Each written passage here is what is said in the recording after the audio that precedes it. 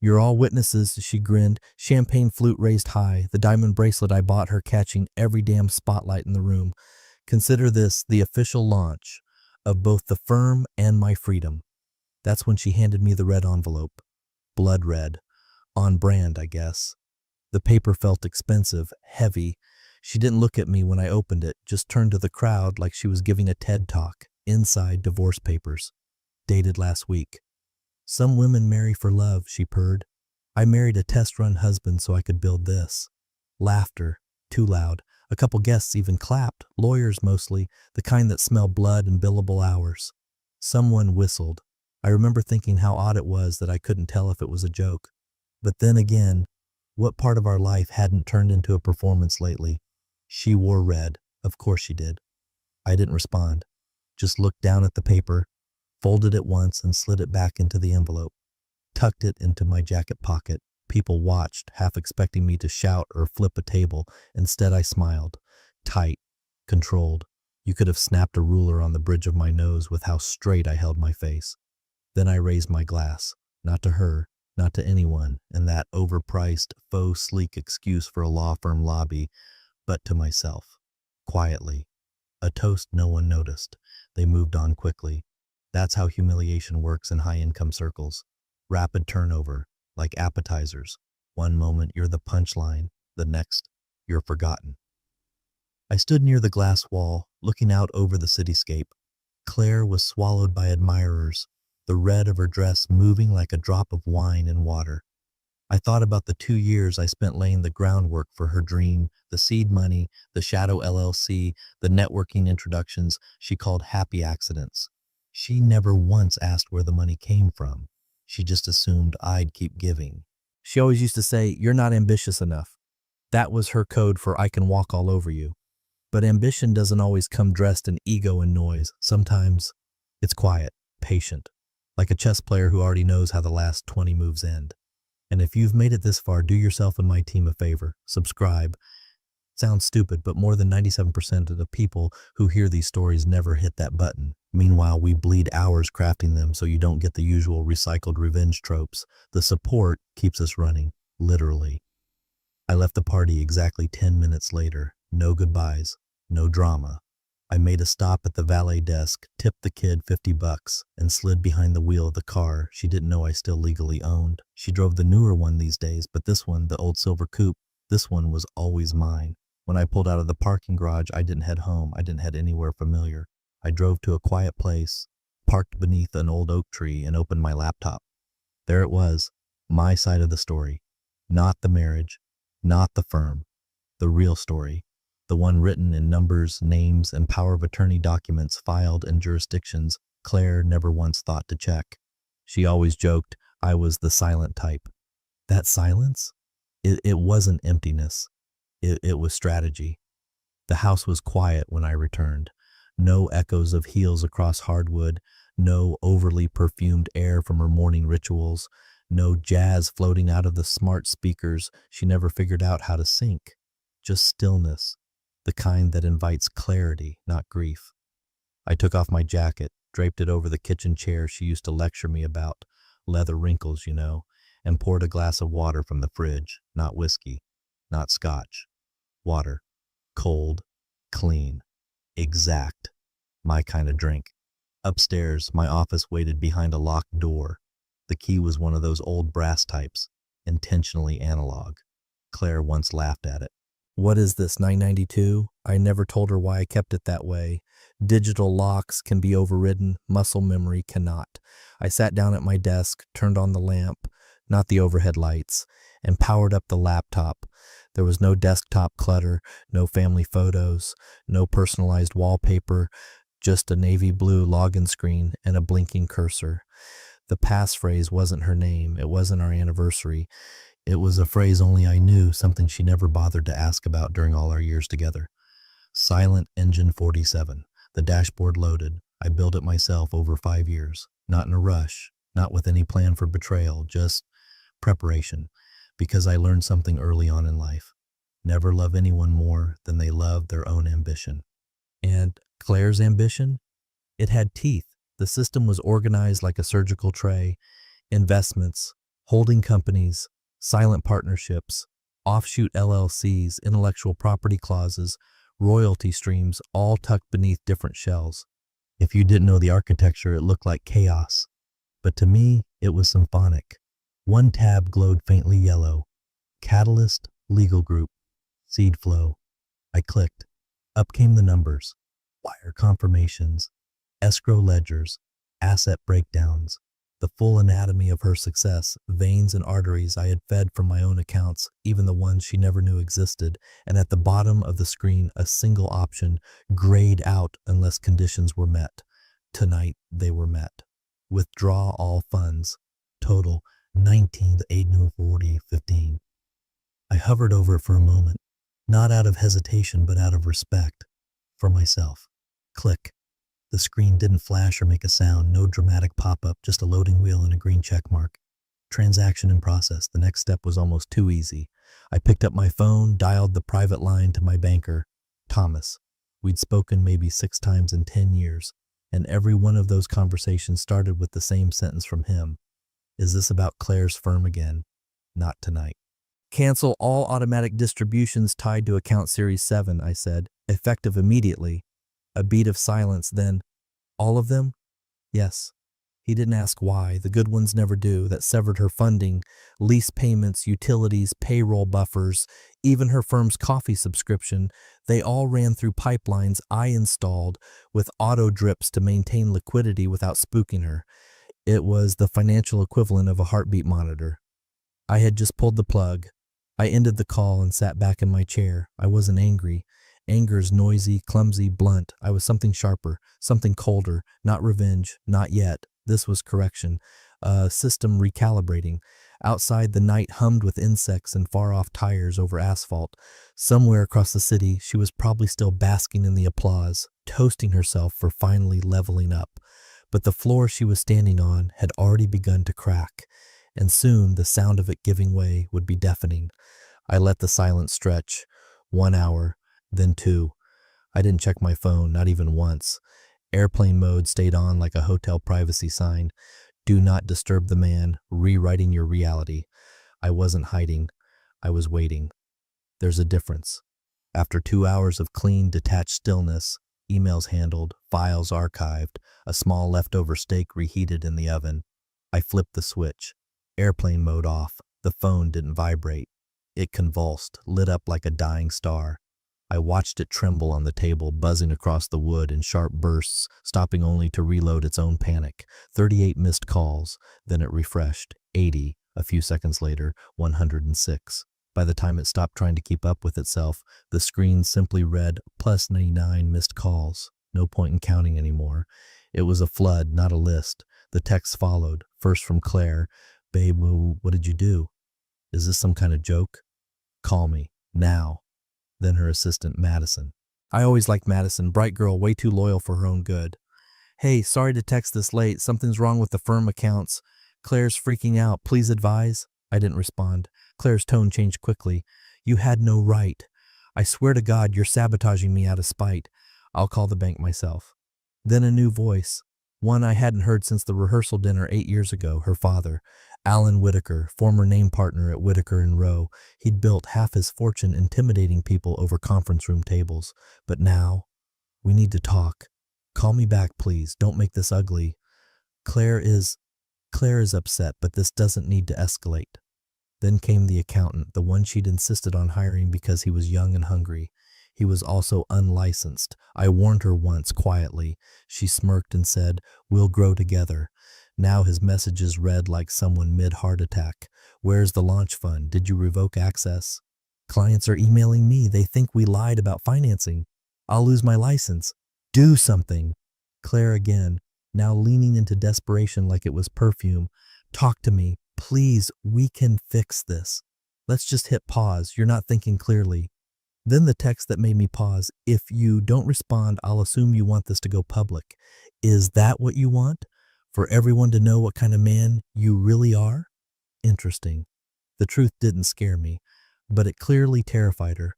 I placed the phone face down. The world could keep screaming. I was still here, drinking herbal tea, listening to Coltrane, updating asset control protocols on my secondary system. And then, right on cue, the doorbell. Not a knock, not frantic pounding. A composed ding-dong, like someone ringing for a neighbor's cup of sugar.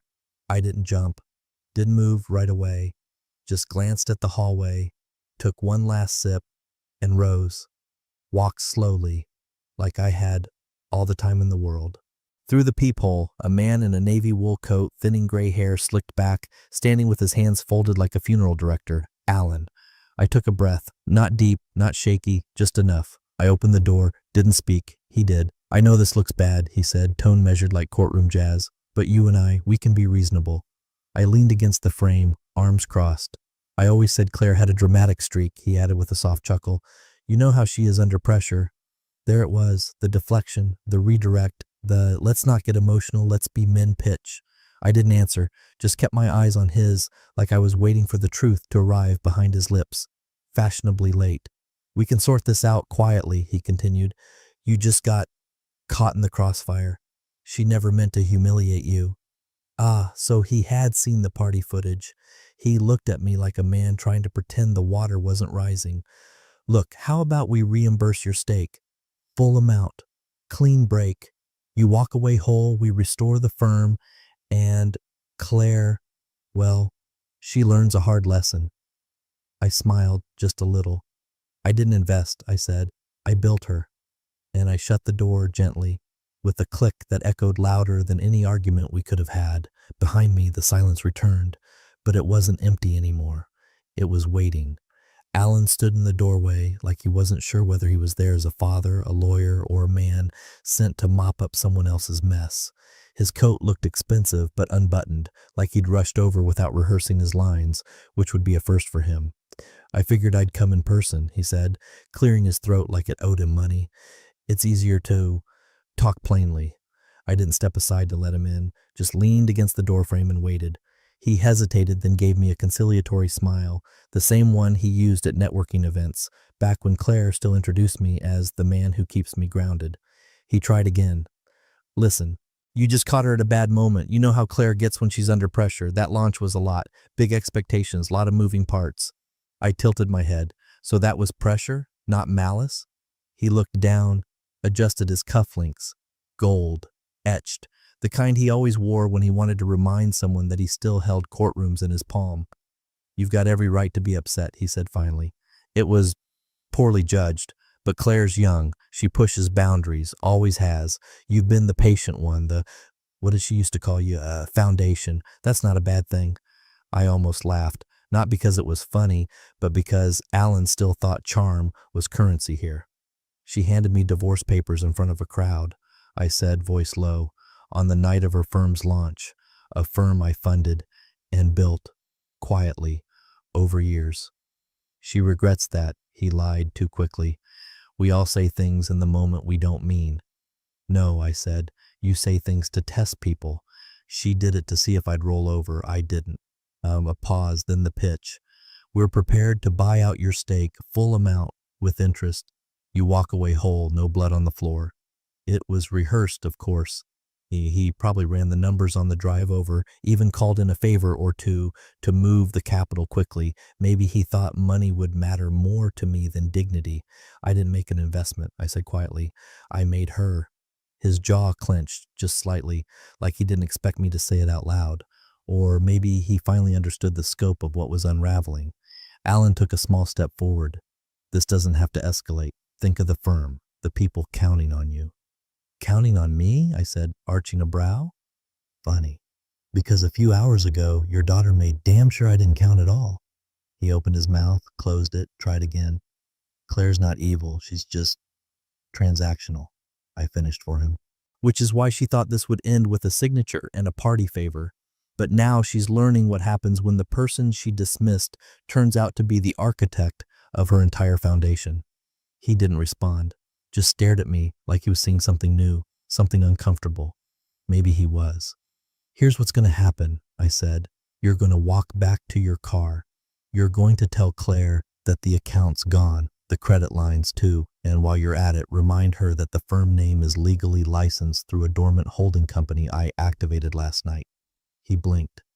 You activated it? It was always active, just silent like me.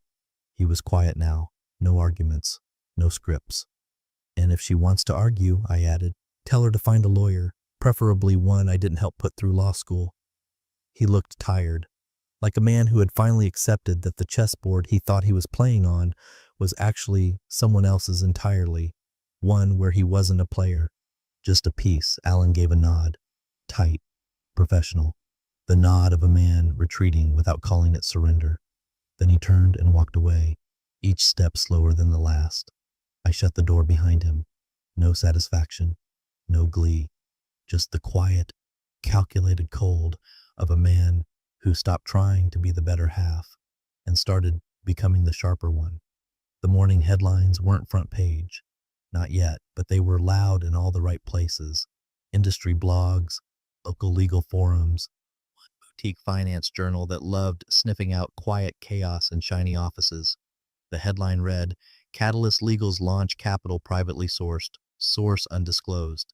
Beneath that, concerns over regulatory compliance, funding transparency, and asset ownership surface following lavish debut party. They didn't say my name. They didn't need to.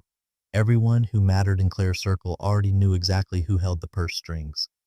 The comments were brutal. The firm's Instagram, which had just last night been a carousel of glossy champagne flutes, designer suits, and two perfect smiles, was suddenly flooded with question marks and snake emojis. The junior partners were the first to crack. They were new, hungry, but not stupid. When the firm's internal systems flagged unpaid vendor invoices and suspended access to certain billing portals, they asked Claire for clarity. She waved it off with that condescending calm she always wore, like a tailored jacket. Minor hiccup, wire transfer delay, we'll get it sorted. But then the office manager, Heather, the only one who didn't care about Claire's power heels or personal brand, dropped a bomb. I checked the funding docs, she told one of the partners, loud enough to be overheard. There are none. The panic spread like mildew in a locked basement. One of the copy service vendors sent a collections notice by noon. Their promotional signage team called twice. The IT provider that set up their network pulled remote access after the retainer bounced. Payroll was due in 3 days. Claire held a staff meeting. No coffee, no croissants, just her, standing in front of a whiteboard that still had last night's Future of Law bullet points scrawled in green marker. It's a miscommunication, she said, hands spread like she was selling peace treaties. There was a clerical issue with one of our accounts, and it's being resolved. We're fine. Madison, her assistant, looked pale. I heard through a mutual contact that she asked for a copy of the original investment letter. Claire told her it was somewhere in the cloud. Clients started calling, not the big ones, they were already halfway gone, but the mid-tier ones who'd invested emotionally in the firm's launch, the ones Claire lured from her old firm with promises of boutique attention and elite resources. Why is our retainer check bouncing? Why did your domain go down for 30 minutes? Who owns the office lease? Claire answered each one like she always did, smiling too wide, talking too fast, using words like in transition, scalable strategy, and temporary restructuring. She even tried to put out a press statement, something about early-stage logistical discrepancies and navigating post-launch complexities. It didn't work, because while she was flailing publicly, I remained silent. No comment, no denials, no attacks, just quiet. And in that vacuum, people started to fill in the blanks. Her staff, her clients, her competitors, even Alan, who had once barked orders like he wrote legal scripture, now paced behind closed doors and told everyone to keep it internal. But it wasn't internal anymore. It was spreading. By that evening, 3 different vendors had posted publicly about unpaid balances. One included a photo of the invoice. Another tagged the firm's Instagram with, would love to be paid with more than just exposure this time. The public loved it. A startup law firm getting dragged by its own glitter? Irresistible. Claire, meanwhile, still clung to the script. She's always been good at sticking to the story, my old mentor once told me. Problem is, she never checks who's still listening. And tonight, fewer and fewer were. The blood wasn't just leaking from her firm. It was staining everything she touched. but I wasn't here to gloat. Not yet. I was still watching, still quiet. Because sometimes silence isn't surrender. Sometimes it's the sound of everything falling exactly where you placed it. The email came in at 2:17 a.m., time-stamped, shaky, and desperate. Subject: urgent. Clause: Teen C. From Madison, Claire's assistant. To me message: hi, I know I shouldn't be emailing you, but Claire's ex-investor just forwarded this and is asking questions. She told me to bury it, but I think you should see it. I don't want to get dragged into something illegal. I'm attaching the scanned contract she signed. It's highlighted. Please don't mention I sent this. M. The attachment loaded fast. I knew the document before it even opened. I had drafted it 2 years ago when Claire was still in love with the idea of me, when I was still her silent partner, the one who didn't make waves, just paid invoices and smiled at fundraisers. That was the season of her trust me babe era, when she signed everything without question, as long as the end result was applause and a LinkedIn update. Clause 17C had been a throwaway at the time, a legal formality buried between more obvious protections. She never read it, not really, just skimmed for keywords and asked if she could make the signature look a little cooler. But it was there in plain legal English. Upon termination of partnership, amicable or otherwise, the investor retains reversionary rights to firm naming, associated digital properties, leased premises, and intellectual branding assets directly funded through the initial capital agreement. She thought it meant I'd keep the fonts or maybe a few URLs. What it actually meant, I owned the name, not just the domain, not just the logo, the name. Catalyst Legal, her personal brand, the one she put on tote bags, coffee mugs, and video intros, the one she weaved into every networking speech, every women in law panel, every painfully curated press photo where she stood in front of an LED lit sign bearing a name I legally controlled. By 3:04 a.m., I had drafted a notice of intent to execute Clause 17C. 3 sentences. No emotion, no threats, just precision. At 8:10 a.m., my legal courier delivered it to her office. Signature required. By 8:42 a.m., I got a text from a number I didn't recognize. Is this some kind of mistake? It wasn't, and I didn't reply. The fallout was instant. Their website redirected to a holding page. Catalyst Legal is currently undergoing rebranding. Please check back soon. Their email addresses? Dead. Their file sharing platform? Suspended due to ownership dispute. The signage outside the firm's office, still leased under a shell company I operated, was taken down by noon. Just 2 men in gray uniforms with a ladder and a socket wrench, quietly erasing her presence letter by stainless steel letter. By the time Claire's junior partners arrived for their midday meeting, they found a blank wall, no email access, and a panicked receptionist who couldn't even log into the billing portal. The firm no longer existed, not legally, not digitally, not publicly. Claire tried to hold a staff call that afternoon using a personal Zoom link. She titled it Damage Control All Hands. But Zoom wouldn't load. The pro license was in my name. She tried to post a video to her professional accounts. Instagram rejected the upload. Branding rights dispute. YouTube flagged it for copyright review. LinkedIn disabled her banner. Because she never owned the brand, she rented it from me, and the rent was due. By evening, legal forums were ablaze. One post read, "New firm gets wiped from the internet. Anyone know what's happening at Catalyst Legal?" Another user replied, "They ghosted a payment. This is what happens when you steal someone else's capital." And in the quiet corners of legal Twitter, where the real gossip flows, screenshots circulated. Speculation turned to mockery. A meme of Claire holding a red envelope with the caption, "Plot twist, he filed back." She made a call to my office line. Around 6 p.m., I didn't answer. There was nothing left to discuss. She thought contracts were weapons to be wielded in divorce. She forgot they're also time bombs, especially the ones she never read. The first message came in at 2:08 p.m. An encrypted signal ping from an area code that traced back to the firm's neighborhood. Brief. Careful. I don't want to be in the middle of this, but I also didn't sign up to drown with someone else's ego. Can we talk? RMRM stood for Rachel Mendelson, one of the junior partners Claire cherry-picked from her old firm, sold on buzzwords and Instagram-friendly, female-led legacy nonsense. Rachel was smart, careful, And most importantly, she didn't mistake branding for stability. Within the hour, 2 more messages trickled in. Looking for options. Confidential ones. DK. We have no idea what we actually own here. Help us see the fine print. ST3 partners. All under 35.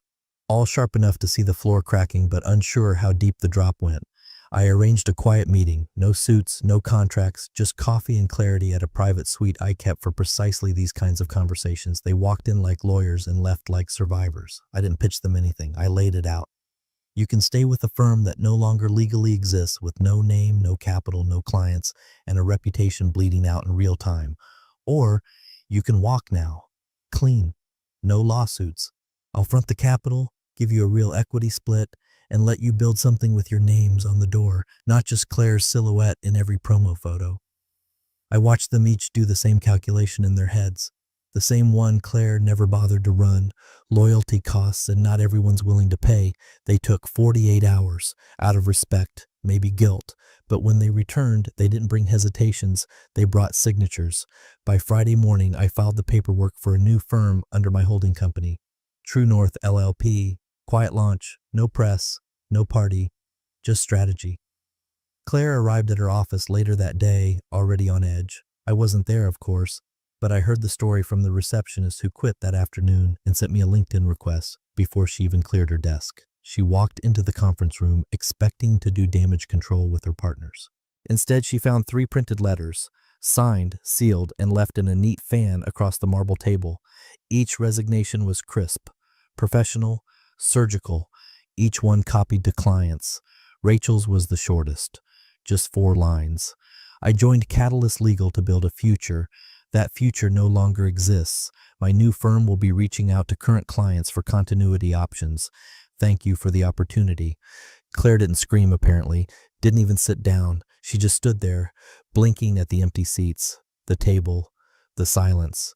Her assistant tried to ask what to do next. Claire's only response, they were my friends. But they weren't. They were lawyers. And lawyers don't follow feelings. They follow the contract, the funding, the leverage. She walked back to her office, phone in hand, already mid-text to her PR consultant. Too late. By then, the resigning partners had posted a joint update on LinkedIn. Excited to announce the launch of True North LLP, a new client-first law firm built on transparency, equity, and real partnership. Their inboxes lit up.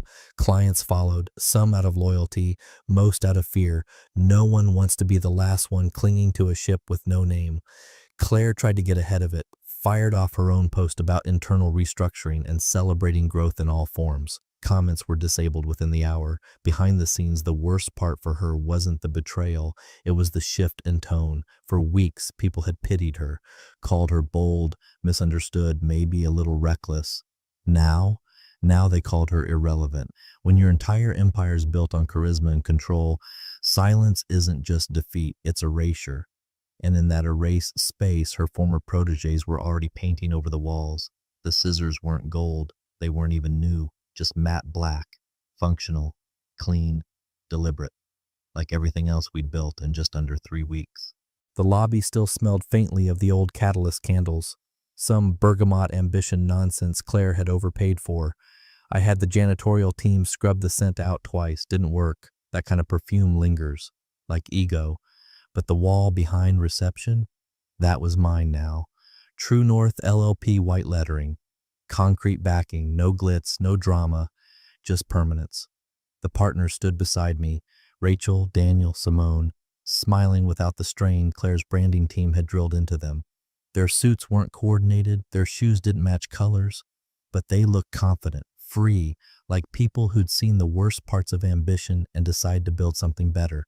The ribbon was cut, cameras clicked, one blogger streamed it live, calling it the quietest law firm launch in city history. Which was the point, but quiet doesn't mean invisible. Half an hour in, a reporter from the Post stepped forward, mid-40s, serious but with that glint in his eye like he already knew the story under the story. Some are calling this a revenge move, he said, voice pitched just loud enough for the mics. Any comment? I shrugged. It's business. He didn't blink, just followed up. Same office, same partners, same clients. There's speculation this is a hostile takeover in disguise. Your thoughts? I smiled politely. It's not hostile if no one fights back. Laughter from a few watching interns. Even Rachel cracked a grin. Then the question I knew was coming. And what about the divorce? Any updates on that? A pause. That one earned a little tension in the room, but only a little. I looked him in the eye. She filed it, I just enforced the terms. He nodded, jotted it down like a quote he already knew would trend on legal Twitter. The clip made its way online by evening. No hashtags, no statement from me, just a moment, controlled, sharp, done. Claire's response? Silence. No tweets, no inspirational quotes. Through growth with Grace posts on her Instagram. She vanished. Her last update, still pinned at the top, was from the launch party. A photo of her in that red dress, holding a glass of champagne and grinning like she owned the world. Ironic. The comments had turned. No more heart emojis or queen or replies. Just cold questions. Where did Catalyst go? Are you still representing clients? So, what do you do now? Each question was a pin to the balloon she'd inflated with curated branding and filtered ambition. By nightfall, LinkedIn showed her open to work. No company, no title, no banner. And in every legal circle that mattered, the whispers started to shift. Not about me, about her. The woman who built her name on power plays had no power left to play. Meanwhile, True North gained traction. Quietly. Deliberately, the kind of growth Claire never had the patience for. We didn't need a billboard. We had stability and clarity and clients who liked working with lawyers who weren't waiting to be the center of a photo shoot. I stayed late that night, not to bask, not to celebrate, just to sit at the conference table, the same one Claire had used to humiliate me, and read through the firm's first week of billings. Solid numbers, clean clients, no flair, no fire. Just good work. Power isn't loud. It doesn't demand attention. It just stays. The letter arrived on a Tuesday. Certified signature required.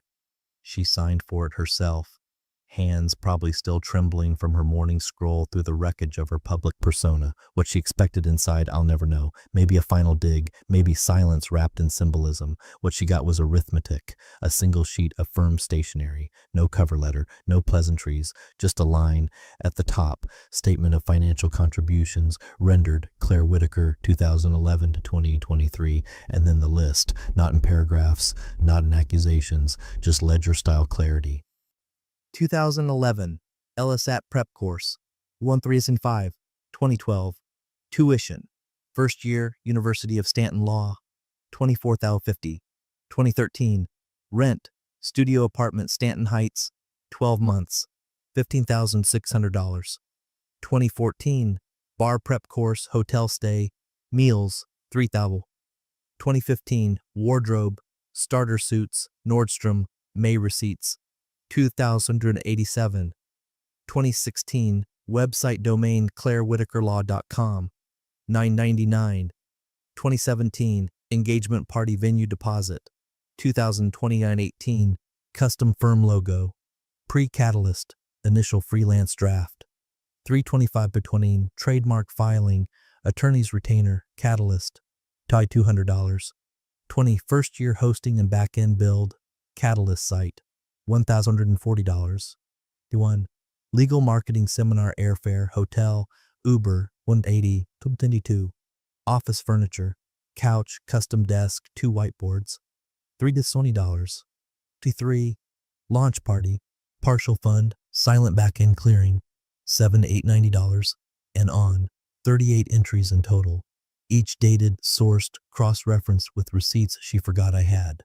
At the bottom, total rendered, 9643.64 adjustment for inflation and tax equivalents, 2023, 100,879. Attached, a formal demand for reimbursement, not a lawsuit, not a threat, a request for financial reconciliation in light of terminated joint obligations. I didn't need the money, she needed the mirror. According to Madison, Claire read the letter in silence. No shouting, no thrown objects, just stillness. The kind that hits when you realize your empowerment campaign was built on loans disguised as love. She tried calling, twice, no voicemail. She texted once, "This is low, even for you." No reply. An hour later, she posted a vague quote to her Instagram story. "Some people keep score because they never really gave freely." It stayed up for 10 minutes, then disappeared. That night she emailed, subject line blank, message short, "You helped me become who I am. Isn't that enough?" I didn't respond. She wasn't asking. She was hoping I'd forget that even her ambition had a balance sheet. Claire always liked to say she was self-made. Turns out the invoice was just late arriving. The knock came just past midnight. Not pounding, not desperate, just 3 soft taps. Hesitant, uneven, like the hand that made them wasn't sure if it even had the right to touch my door anymore. I waited a moment before opening it. Let the silence stretch, let her feel it. The weight of everything unspoken, not out of pettiness, not revenge, just gravity. She stood there, no designer heels, no statement dress, no curated posture or LinkedIn smile, just Claire. Makeup streaked down her cheek, eyes swollen, cardigan slipping off one shoulder like it had lost its shape from wear. The streetlight behind her painted her outline in gold. It made her look like a ghost. She didn't speak right away, just looked at me with a kind of disbelief, like she couldn't understand how I was still standing, whole and composed, after everything she'd tried to erase me with. "I made a mistake," she said at last. Her voice cracked in the middle. "I didn't mean to lose everything." She said it like it was a confession, like that made it smaller, softer, but it wasn't a whisper of guilt. It was a last gamble. I held her gaze, didn't flinch, didn't lean. "You didn't lose everything," I said quietly. "You just lost me." Her breath hitched, just barely. That was the real wound, not the firm, not the brand. Me, the man she thought would always be her foundation, even if she built the entire empire on someone else's name. The silence between us wasn't angry. It was clean, sterile, like a surgery site after the stitches come out. I didn't ask her in. She didn't ask to come.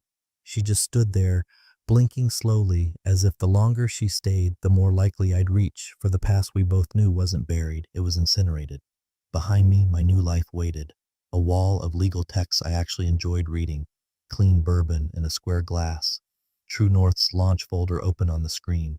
A text from Rachel, thanking me for making it all possible. A future. Her eyes flicked past me for a moment, maybe trying to see it, maybe trying to find even a shadow of the version of me that used to orbit her. He wasn't home. I closed the door, not loud, not theatrical, just a soft click, like punctuation on a sentence she never thought would end. No part of me wanted to hurt her, and that was the sharpest twist of all, because I knew she expected fire, a final scream, something she could post about later, proof that I was the villain she'd always painted in the margins of her ambition. But there was no fire, just a man who once handed her everything and now, finally, handed her nothing. That night, I slept. No ghosts, no noise, just the low hum of peace. Not because I won, because I stopped playing a game she thought she could rig forever.